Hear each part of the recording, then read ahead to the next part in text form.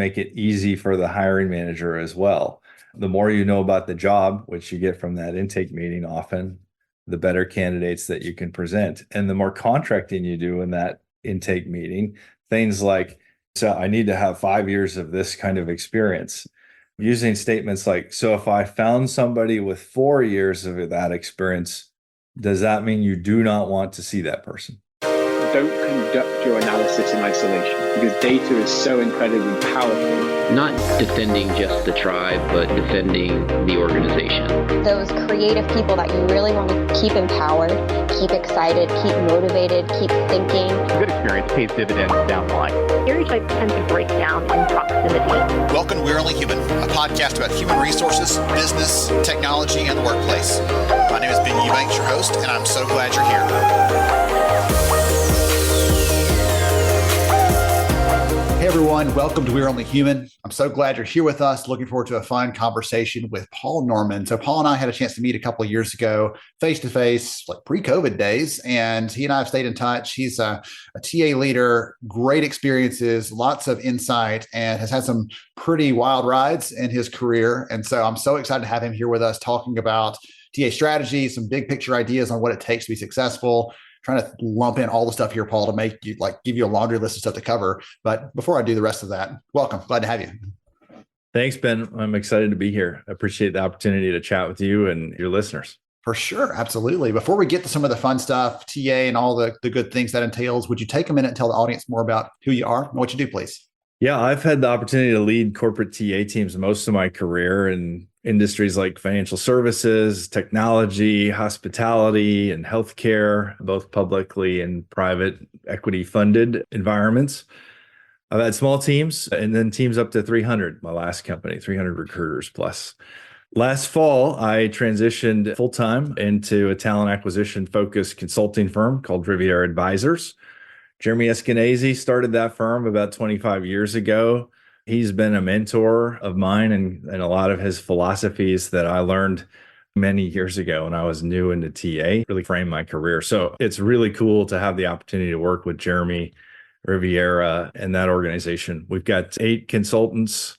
We're all practitioners. So we didn't grow up as consultants. We're all ex-TA leaders who really have made a lot of mistakes and have a lot of knowledge to share. So we help organizations build stronger recruiting capability.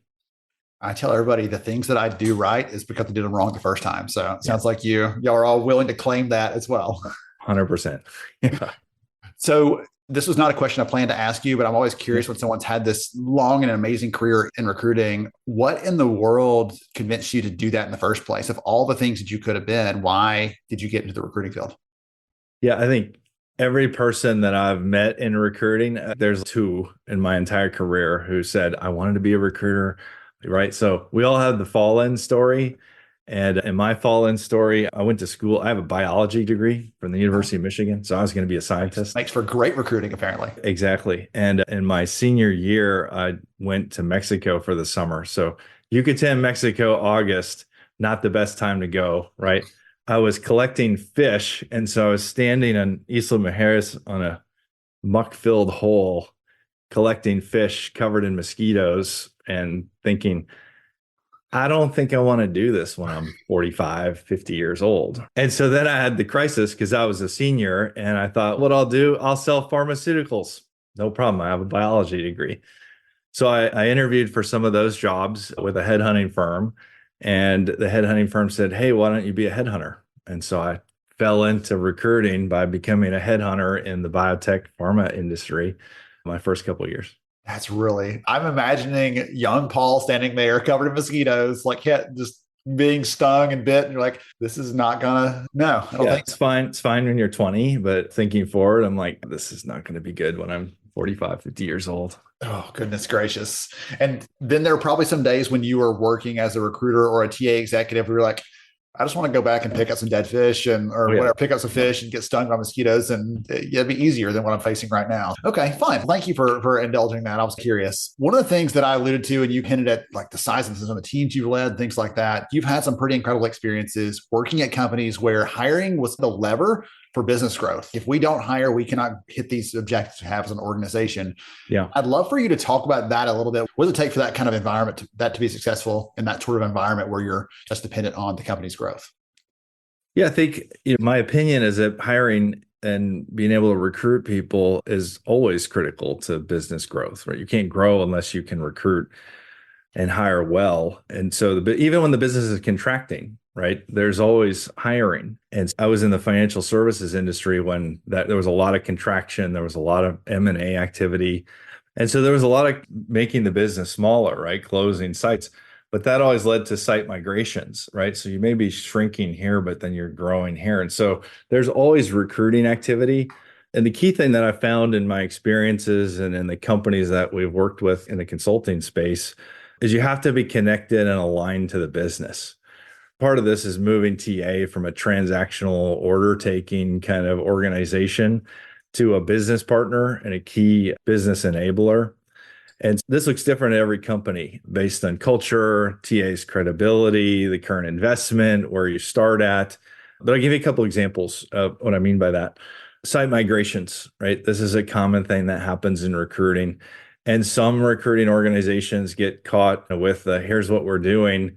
We need you to staff up this new site in 2 weeks or in a month or in 6 weeks or whatever. So being part of the business and understanding more as a consultant what's happening allows you to have influence over this is how long it takes. This is what that market looks like. This is when we'd have to tell people on this side of that. This is when we'd have to start recruiting on the other side of that. M&A, another good example. We did a lot of M&A at my last company, at the PE funded company. And the business is really focused on finding the deal, closing the deal, getting it in, right? And then integration happens.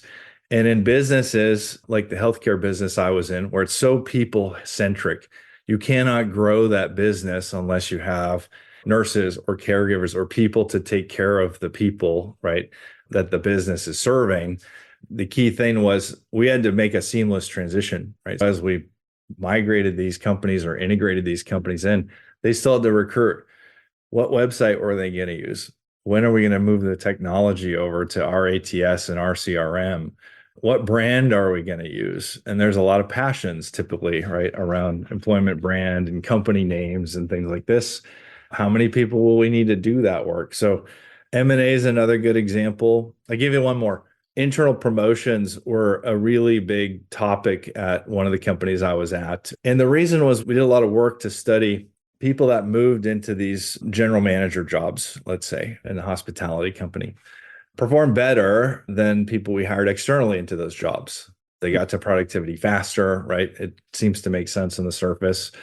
And so we started measuring and putting goals in place for internal promotions.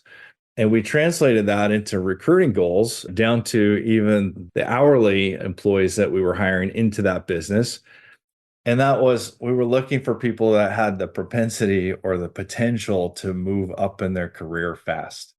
So instead of just hiring housekeepers or just hiring front desk agents that met the target for that job, we were actually looking for potential to move into leadership jobs, potential to move into the GM jobs. We used assessments to gauge that. And one kind of tool that we built over a number of years so that we could see when someone applied and interviewed for an entry-level hourly role, do they have the potential to move into ultimately a GM type of role? And then we actually measured that. And recruiting success metric was we wanted to have at least 10% 1 year of the new hires we made into those hourly jobs rated to have the potential to move into bigger jobs in the near future. And we looked at potential, and that's something the company got very mature at, talent reviews and ranking potential and moving talent throughout the organization. I want to go back to a previous thing you mentioned, because I think there's a couple things you just dropped in there casually and walked on by like it's something that anyone could do. And I want to go back to a couple of those that I think were interesting. So you talked about being connected and aligned to the business. And you talked earlier about, I've been through this industry, that, like you were this litany of different industries. I would imagine when you go to a new industry, it's okay, let's relearn that, some sort of thing like that. And how do you get your footing, I guess, as someone who maybe as a leader or even someone who's a recruiter who steps into a new industry, right? It's not the same thing doing this in hospitality versus in healthcare. Talk about that transition a little bit and how someone else could get their footing or how you did that. Because I think that'd be very practical and helpful here. Yeah, I think the key that I found both in my career and then as a consultant is listening. You have to ask the questions. One of the things that we hear continuously in my short consulting career, but we hear it time and time again, is the business and the hiring managers want the recruiters and want TA to know what they do. They want them to know the business, and TA doesn't get credibility instantaneously. They have to understand what the business is doing, what the goals of the business are, and then determine what part of recruiting or what metrics or what things tie to those business goals, right? And as an example, in a high volume environment and a team we moved the goal from time to fill to percent staff to budget, because time to fill was really up to us. We got it to that point over a couple of years of where we looked at each market. We did the workforce plan based on attrition and how many heads they had at the end of a month versus what their budget said they needed. And there was some oscillation in that because we based on occupancy levels and occupancy projections. But the point is, we tied recruiting metrics and plans and deliverables to the business, right? And what the business really cared about, they didn't really care ultimately if we filled that job in 5 days or 50 days. What they really cared about was, were they staffed fully, right? Because if they're not staffed fully, you couldn't clean a room and you couldn't get a family into their room. I give the example personally. We did a lot of travel with that company. It was a great perk. Yeah. And I had a very young family, right? 4 kids. You know the deal with kids. Mm-hmm. You're on an airplane. It's not an easy thing to go on vacation. You finally get to the hotel after a full travel day with a bunch of kids, and to be told the room's not ready is not a great start to your vacation. What are you going to do with 4 kids in a lobby of a hotel while they're waiting for the room to get ready? I have found that they're very efficient once they see how destructive 4 kids can be. They're like, suddenly this older couple here is sitting quietly. Your room's actually ready. Let's go ahead and get you scooted into that and out of here because you're blowing everything up in the lobby. Staffing was what causes that. We didn't have enough housekeepers to get the rooms turned, to get families in. Healthcare, you don't have enough therapists to get kids off the wait list to get them help. So it's really finding the business driver that recruiting connects to, and then starting to work backwards. And if you start thinking about recruiting as, what's the return on that investment I can produce? So it's not just to hire, and we stopped approaching the business in terms of all of these beautiful recruiting metrics that we all measure, and we look at the benchmark studies and we say, oh, we're better than the benchmark. Often I found the business doesn't care, right? The business needs what they need to deliver, whatever their business goals are. So finding the business goals. So it's learning the business, find what the business goals are, and then figure out how to align TA and the recruiting team to deliver on that. At a strategy level, you do that. But at an individual recruiter level, you do that as well, right? Recruiters can have conversations with hiring managers around what's important to your team. What are you trying to accomplish? If you don't have this person for 6 months because the search takes that long, what's the impact that will have? So it's those kinds of conversations, back to being a consultant versus just saying, yes, I'll take the order and I'll work really hard to fill it in as fast as I can. Yes. I love that. The second question I was going to ask you actually really, I think you crushed that one too. I was going to ask you about, let's say you come in, you have to build that credibility. I think you answered that one really well, talking about asking questions, building those relationships, understanding their hot buttons, their pain points, their issues, and not saying, I can reduce your time to fill by 4 days because they may or may not care. It's like an HR was like, we can get your engagement score up. And the CEO's, listen, I worry about profitability. I'm worried about business stability. I'm worried about competitors. Help me with those things. And so we got to translate it into something that actually matters to our leaders, that they care about, and give them some numbers there. That's excellent. Excellent. Wonderful. Okay. Any other things that you can think of that separate those companies that are successful at hiring at scale from those that might struggle with it? What sort of things really, for those that are killing it, what sort of things are they doing differently that those listening in here that have those high volume kind of needs could possibly mimic? Yeah, I think in the high volume space, especially, and I think this translates to some of the niche space as well, but the high volume space, especially, make it easy. I think the companies that are winning are the ones that make it extremely easy. And easy meaning they've actually thought through through recruiting as a user experience type of exercise. And in my opinion, and what I've seen, the candidate is the primary user. Things have to be built from that first. Now, ATSs, and when we put these things in place, we often do it opposite, right? Like you go to a new company, you see an ATS, and you go, that was definitely built for the company or our needs, right? Or some legal thing. All good reasons, but candidate experience and candidate user experience is typically last. It's amazing to me that we're finally now getting to the point where applicant tracking systems are being built or configurable, where the first page isn't create an account, right? And do it again because everybody's using the same 3 ATSs, right? And so how many different accounts do you have? But it took us decades to get to that point because I don't think we really focused on the candidate as the primary user experience and running that all the way through.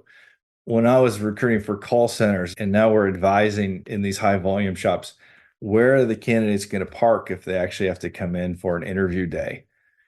And one call center I was working with, they're a big operation. They had a couple thousand people at this site. It's hot in the middle of Texas. It was 115 degrees here for like 100 days last summer. And you've got candidates that there's not enough visitor parking. So the candidates who come in have to park way at the end of the parking lot. By the time they reach the office, right, they're sweating and they're started this miserable experience. And so on interview days, we got the business to reserve 30 parking spots at the front. We put signage up welcoming. It's things like thinking through the full user experience of the candidate, not just the digital experience, right? I'm glad you threw that in there because it's so much easier today to talk about all the tools and the technologies and all those things. And those do matter and those do play a big part in this. But when we have someone show up for a physical job interview or we have some of those kind of pieces of it, we sometimes forget that, hey, guess what? They're still a candidate up until the minute that they show up to accept that badge and start working that first day. Until that day, they're still a candidate, and how we treat them through all of that influences whether they're going to ultimately show up or not. They may have said yes to the offer even. We can't assume that still means they're going to show up on day one anymore. We've got to keep on recruiting them all the way up to that point. And thinking about things like that is a really good example. And goodness. Yeah. Expense reimbursements, right? Another good example of kind of an outside of the recruiting space, but impacts the candidate greatly. If the candidate has their own expenses that they incur, especially if they're flying into an interview or whatever, they typically fall into one of two tracks, either the employee expense reimbursement process, often a once a month kind of process that built around corporate card timing, or they fall into a procurement kind of accounts payable process. Both are way too long for a candidate to get reimbursed, right? You want the candidate to be reimbursed like within a week max, not 30 days or 30, 60, 90 days on AP. Like those the company alone here. Yeah, exactly. So there's a lot to this experience. And then the secondary experience, in my opinion, is always the hiring manager. And how do you make it easy for the hiring manager? And then the tertiary, unfortunately, is recruiters. But recruiters, I've found, are typically not the best, not always the best thing, but recruiters are very adept at working in multiple systems. We've trained recruiters probably by accident. That happens, right? They have to sometimes do that. If it's for a good reason, meaning it provides an exceptional candidate user experience, I do that all day long. The golden, like the perfect thing would be wired right down the middle and thread the needle. So all three user groups have the best experience that can be delivered. It takes a while to get there, I found. You gave us some really good things on the candidates and some things that were beyond what I even expected, honestly. I love that. We all know the recruiting angle because many of us either serve in that role or work right alongside them. They're at the next desk over, all those kind of things.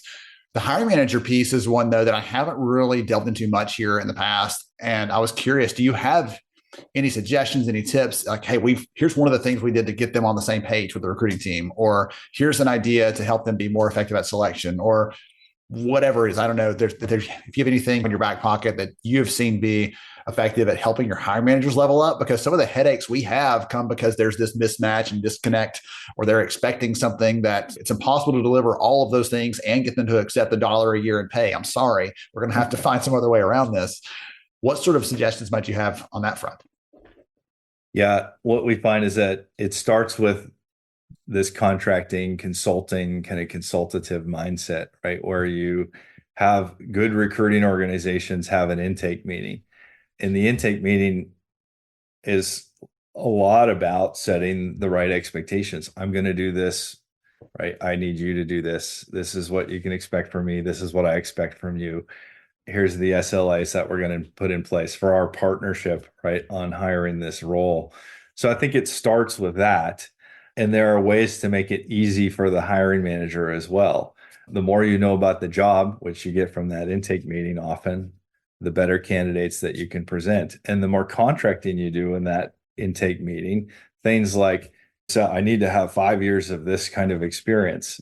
Using statements like, so if I found somebody with 4 years of that experience, does that mean you do not want to see that person?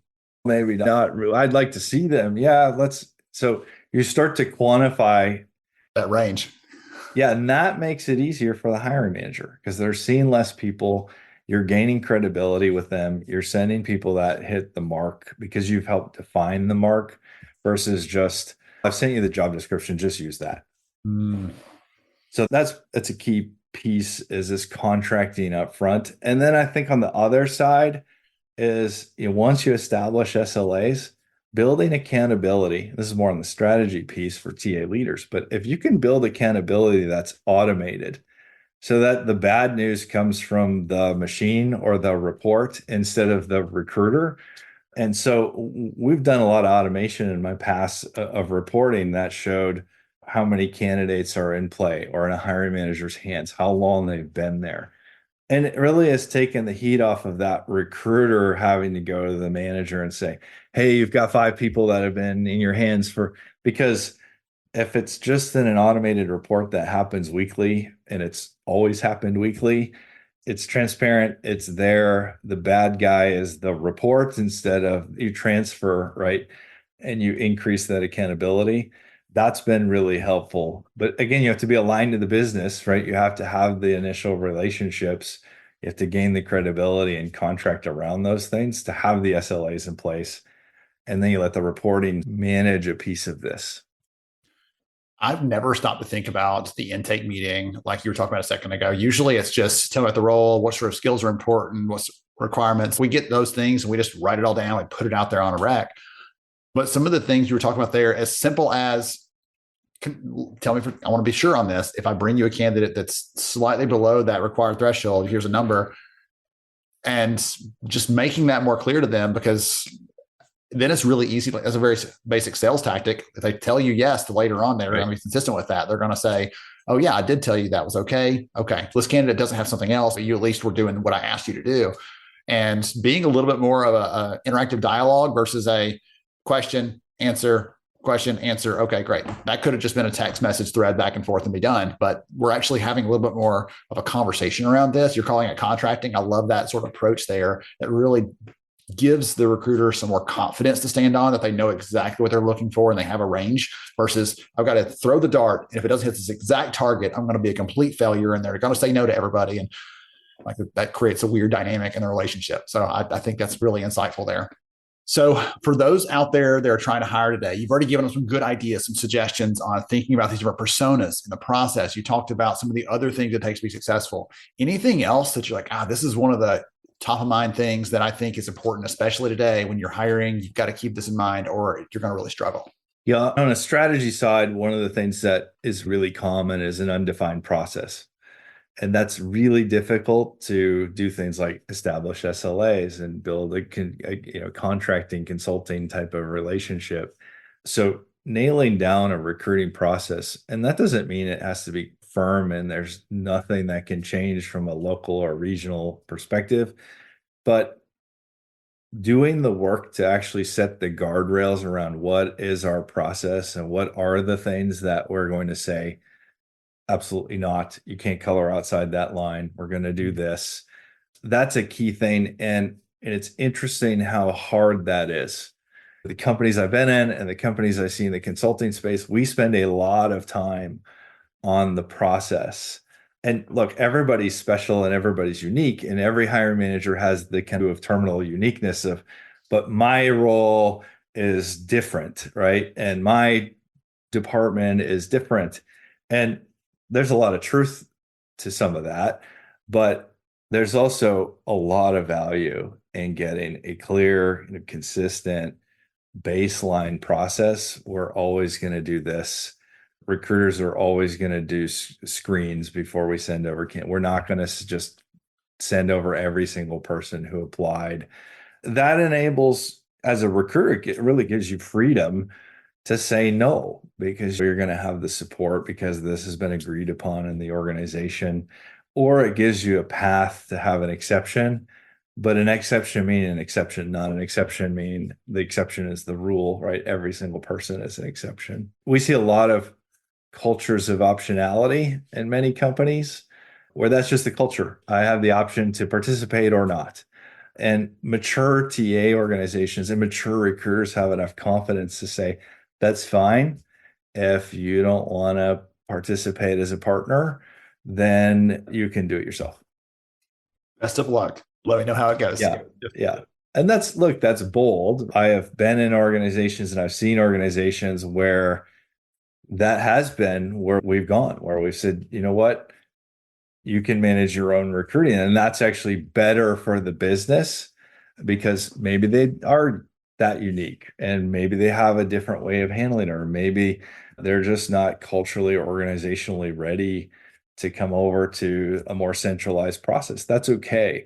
I think as TA leaders, we get hung up on it has to be one way or the other way. It has to be all RPO or no RPO. It has to be all centralized or completely field in the business. Yes. And that's not really the right answer typically. We find a lot of companies where we're recommending build this to be a centralized function or shared service, build these things to actually report to the business.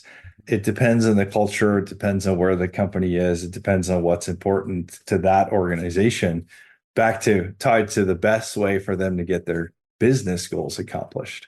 It seems to me that to have that sort of boldness, maybe the word you said a minute ago, like when you like stand up as the professional TA leader and say, all right, if you don't want it our way, then you're welcome to do it, whatever.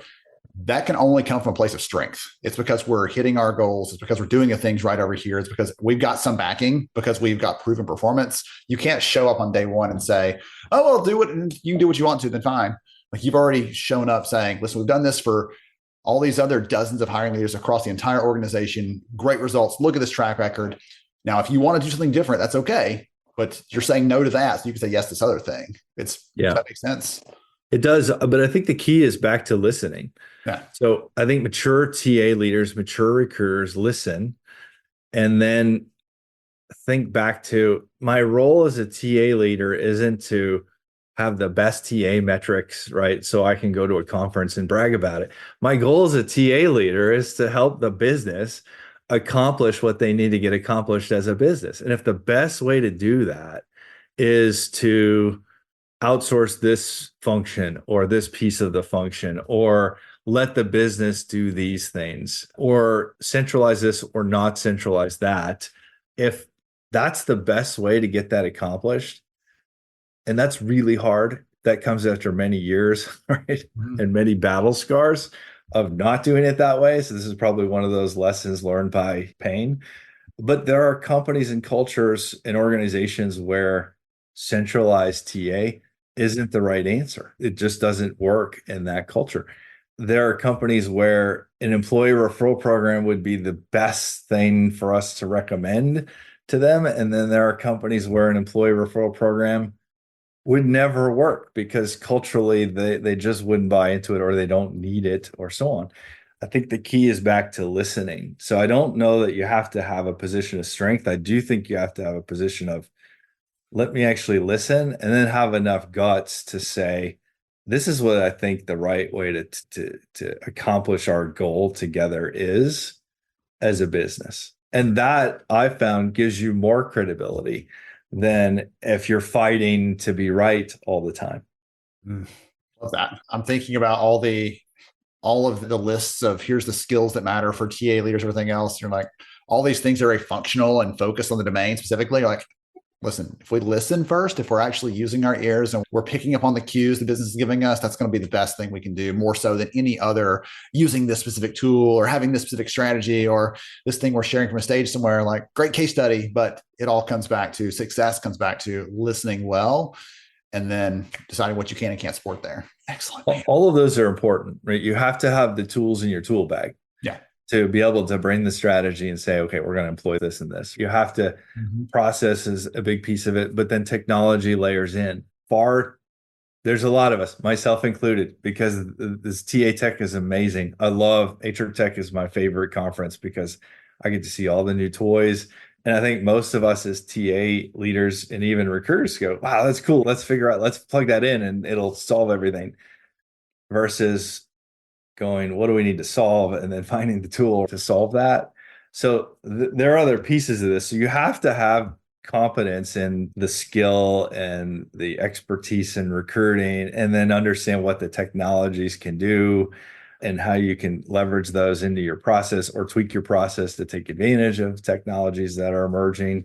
But I do think you have to have enough business acumen and listening to figure out, how do I tie TA into what the business needs to get accomplished? And then how do I employ all those tools and skills and things that I've learned in the craft of talent acquisition to be successful?